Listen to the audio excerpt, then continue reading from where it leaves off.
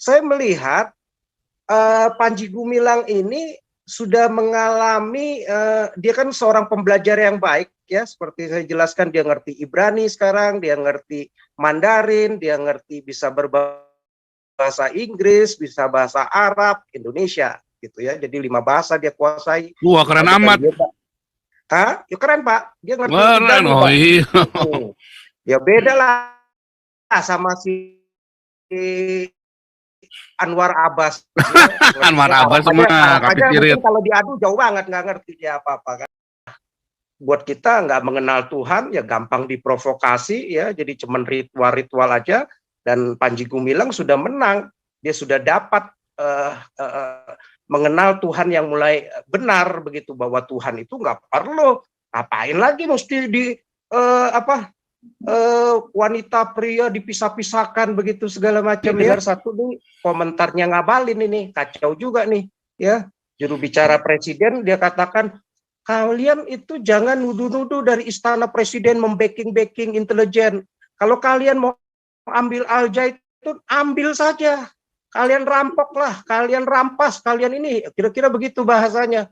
Kacau gitu loh, di juru bicara presiden. Istana itu sebagai negara bukannya hadir ya, cari data informasi yang objektif, malah membiarkan orang-orang radikal ini.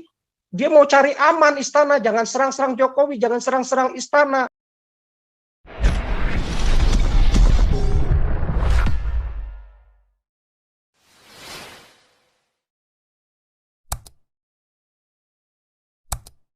Kita semua. Lanjut, Shalom. Pak SK. Oke, Pak Paul, terima kasih. Selamat malam semuanya. Shalom. Shalom. Jadi sebenarnya buat kita orang Kristen yang sudah mengerti baca Alkitab, ya, baca Bible seperti permintaan Panji Gumilang kepada para santrinya, yang dia mengatakan satu kali dalam, mungkin udah beberapa kali ya, tapi baru di podcast mungkin sekali, bahwa saya sudah semenjak berdirinya Al-Zaitun, ya, mulai berdirinya Al-Zaitun, saya sudah menganjurkan kepada santri-santri saya, kita harus baca jangan, kalian pada banyak sampai saat ini belum tahu perjanjian lama, kitab-kitab yang lain ya, seperti Taurat dan Injil, sehingga kalian tidak mengerti tentang Tuhan yang sesungguhnya begitu ya. Nah, jadi saya melihat Panji Gumilang ini sudah mengalami, dia kan seorang pembelajar yang baik ya, seperti saya jelaskan, dia ngerti Ibrani sekarang, dia ngerti Mandarin, dia ngerti bisa berbahasa Inggris, bisa bahasa Arab, Indonesia gitu ya. Jadi 5 bahasa dia kuasai. Wah, keren amat. Ya keren Pak, dia ngerti Ibrani, oh iya. Ya beda lah sama si Anwar Abbas. Anwar Abbas mah kapikirit. Kalau diadu jauh banget, nggak ngerti dia apa-apa kan. Orang yang belajar mau, dan dia belajar peternakan, perikanan, pertanian, ternak ayam segala macam ya, untuk kebutuhan di sana, bahkan sampai teknologi air minum segala macam, pabrik, bahkan perkapalan ya, yang kemarin saya katakan bisa bikin sampai 600 ton untuk kelas santri, luar biasa begitu ya. Nah, sampai kagum lah gitu ya, kelasnya Panji ini luar biasa, mestinya muslim itu berbangga. Nah, jadi dia sarankan kita ini jangan cuma baca Quran, mesti baca juga kitab-kitab Taurat, kitab-kitab Injil, ya, Jabur. Kalau enggak, Anda akan terputus. Anda tidak akan mengenal Allah yang benar, begitu ya. Jadi ya, saya mungkin bahasanya agak lupa ya, tapi kira-kira dia mendorong untuk seperti itu. Nah, saya lihat ini dia mengalami pencerahan seperti itu, sama seperti Buya Syakur juga. Saya yakin dia baca, dia bandingkan ya. Kalau kemarin judul kitab Panji Gumilang Buya Syakur dan siapa Gibran, ya Gibran mungkin dari istrinya yang notaben Silvi itu Katolik begitu ya, ya mungkin dia nggak terlalu baca tapi dari tingkah lakunya dia tahu.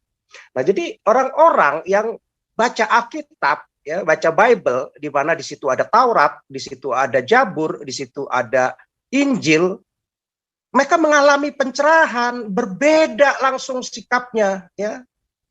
Mereka memiliki hati yang jauh lebih tenang, yang jauh lebih damai, bisa mengasihi, bisa toleran, bisa baik, bisa punya pikiran, wawasan yang luas, open minded, tidak tertutup. Nah, saya pikir itu ya.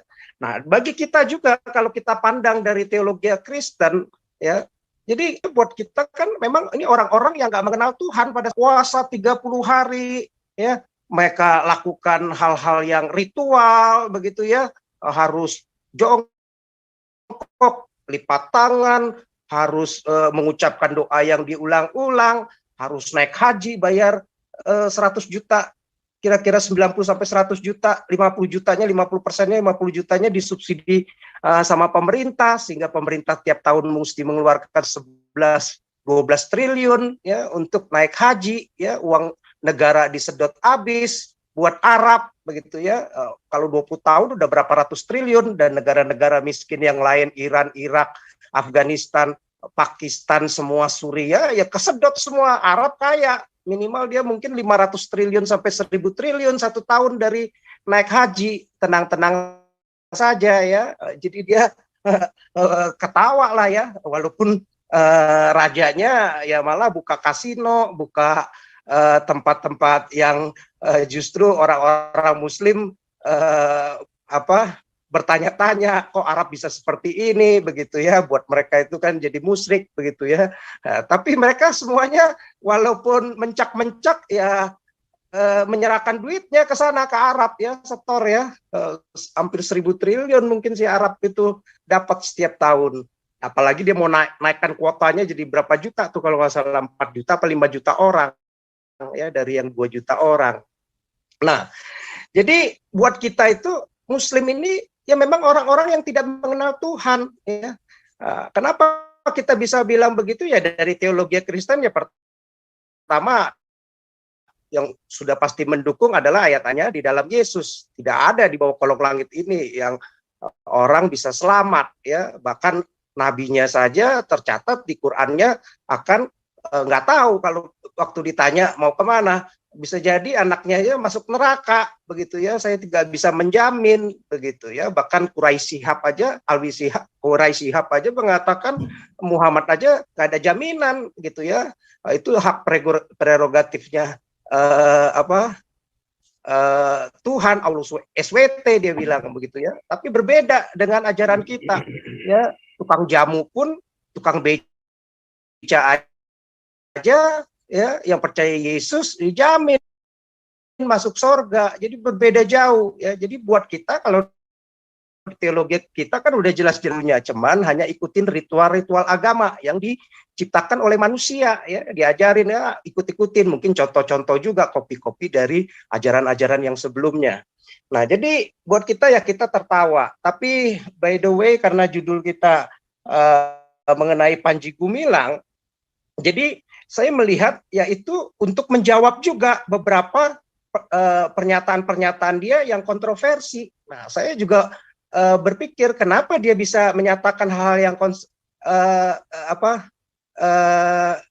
menjadi hal yang kontroversial begitu ya. Jadi salat Idul Fitri yang menempatkan jemaah perempuan di saf terdepan menjadi imam khatib, menjadi imamnya atau khotibnya. Bahkan waktu Departemen Agama datang itu ke sana, mungkin saya rasa yang terbaru kali ya, dia mengatakan nanti ini sholat Jumat akan dipimpin imamnya, khatibnya nih perempuan. Ya, tadi belum kita bahas tuh.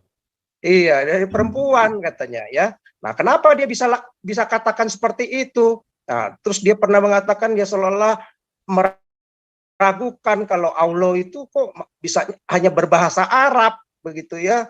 Nah, itu juga mungkin untuk menjawab kenapa Al-Quran itu ya hanya sabdanya Muhammad saja ya.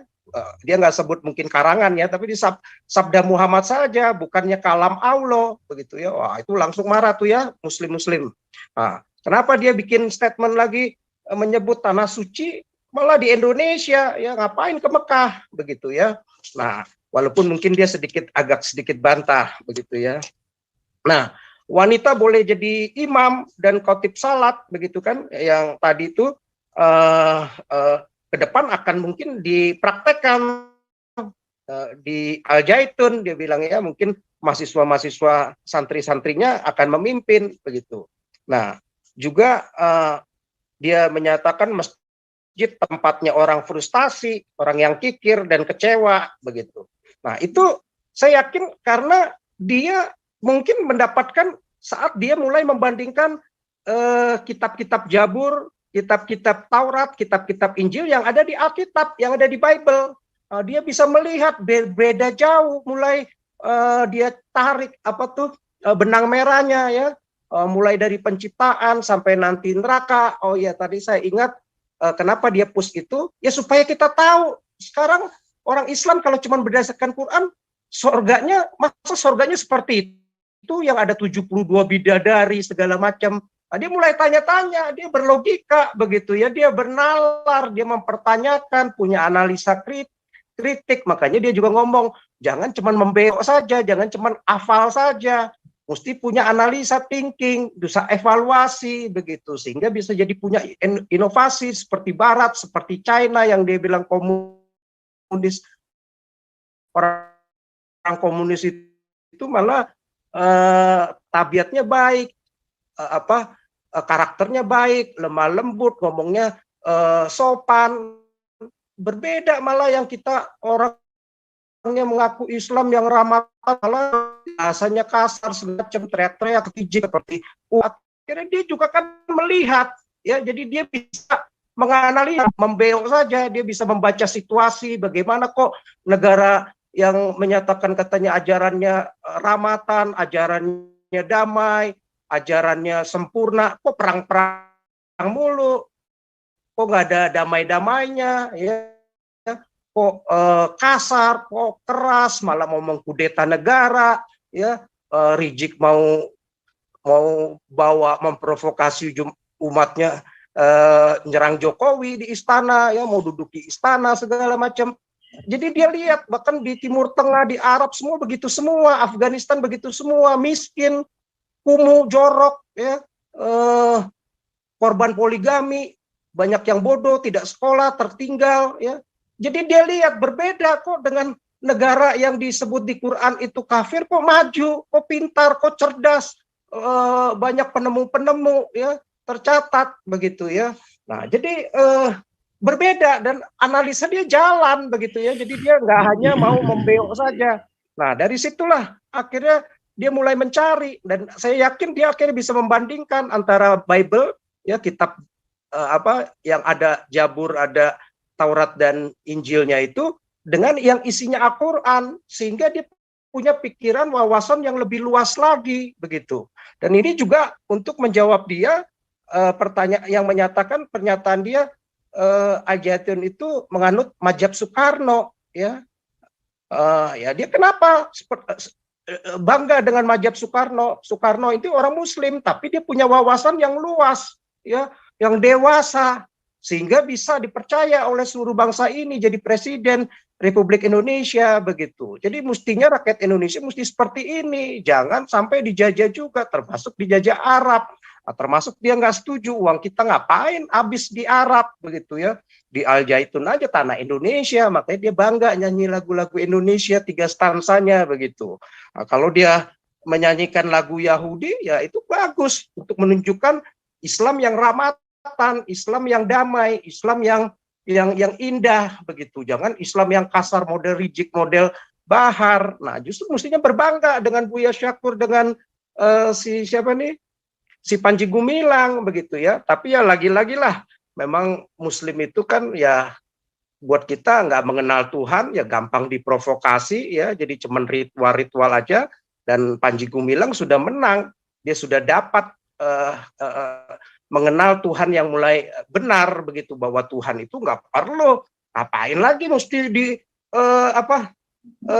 wanita pria dipisah-pisahkan begitu segala macam ya. Ya, Tuhan itu bisa ditemui di mana saja ya, bahwa Tuhan bisa berbicara dengan Daud di goa, di jalan, di istananya, di rumahnya, di kamarnya. Tuhan bisa tidak terbatas oleh ruang waktu, nggak usah diatur-atur, mesti 5 kali ketemu, mesti jam segini, mesti ini. Dia mulai terbuka lah, saya yakin ya. Nah, jadi orang-orang yang sering membaca, yang mau membuka open minded, dia pasti akan tercerahkan, ya, lebih berwawasan dibanding orang yang dilarang-larang, nggak boleh baca kitab ini, nanti kamu murtad, kamu kafir, ya akhirnya jadi bodoh-bodoh terus, ya hanya terkungkung pikirannya di situ. Kan orang kalau terbuka bisa bandingkan, ya kan, kita kan orang dikasih akal budi. Kalau memang itu yang tidak baik di Bible, di Alkitab, ya nggak usah diikutin, tinggalkan begitu. Kenapa mesti dilarang-larang? Kenapa dibilang mesti takut murtad? Nah, akhirnya dia lakukan, malah dia push murid-muridnya, santrinya baca tuh Bible begitu ya. Nah, saya rasa itu juga Buya Syakur juga banyak hal-hal yang itu dia sebutkan, kan nabi-nabinya semua segala macam itu ngambilnya dari Alkitab, mana ada di Quran. Quran kan jauh buat kita, jauh kalah lengkap banget dibanding Alkitab begitu. Bahkan kita lihat banyakkan hal-hal yang dikopi dari Alkitab begitu. Jadi ciri-ciri orang pintar ya mesti open minded salah satunya begitu ya. Kalau nggak open minded, orang Islam ya gampang di BO-in sama MUI, nggak bisa menganalisa siapa model-model Anwar Abbas yang tukang hoak, tukang fitnah ya, memfitnah Panji Gumilang komunis hanya dari editan video begitu ya. Orang bodoh begitu ya, lebih memilih BNPT dibubarkan daripada mengecam teroris, daripada mengecam Bahar, daripada mengecam Rizik, FPI yang kasar, yang radikal, teroris-teroris begitu ya, ustadz-ustadz yang cabul mana pernah dikecam oleh MUI begitu ya. Tapi ustadz model-model Panji Gumilang, Buya Syakur malah berani gitu menyatakan kebenaran. Nah, jadi kita bisa melihat model-model MUI ini mana layak dipercaya. Kalau muslimnya pintar, nggak belajar ngafal, ngebeo aja, analisa thinkingnya jalan seperti Panji Gumilang, Buya Syakur, ya otomatis mereka pasti akan bisa melihat dari karakter orang-orang ini yang di MUI mana yang bisa dipercaya dengan Panji Gumilang begitu ya. Mestinya seperti itu begitu. Nah, jadi saya juga tadi dengar satu nih komentarnya Ngabalin ini, kacau juga nih ya. Juru bicara presiden dia katakan, kalian itu jangan nuduh-nuduh dari istana presiden membacking intelijen. Kalau kalian mau ambil Al-Zaitun, ambil saja. Kalian rampoklah, kalian rampas, kalian ini, kira-kira begitu bahasanya. Kacau gitu loh, di juru bicara presiden, istana itu sebagai negara bukannya hadir ya, cari data informasi yang objektif, malah membiarkan orang-orang radikal ini, dia mau cari aman istana, jangan serang-serang Jokowi, jangan serang-serang istana. Mau ambil Al-Zaitun, ambil aja, rampak aja. Jadi bukannya negara itu hadir ya untuk melindungi, menjalankan hukum yang benar begitu. Siapa yang salah, kalau memang salah baru ditindak, masa dibiarkan seperti itu hanya untuk cari aman. Nah, inilah negara-negara muslim susah kapan mau majunya, pola pikir model-model begini begitu ya. Ya kita harapkanlah lewat orang-orang Kristen, orang-orang ini yang open minded ya, yang terbuka, kita mau baca Quran kayak mau baca buku Weda kayak mau baca apa, kita nggak terpengaruh, tapi kita sebagai wawasan, sehingga wawasan cakrawala berpikir kita bagus, yang baik kita ambil, yang kurang baik ya nggak usah ditiru kalau memang menurut kita tidak baik. Nah, bukannya malah close minded ya, nggak berani terbuka begitu ya. Kalau nggak berani terbuka ya bego terus lah, membeo terus. Ya itu dulu Pak Paul, nanti kalau ada ini baru saya sampaikan. Terima kasih. Lanjut, Gajah Mada.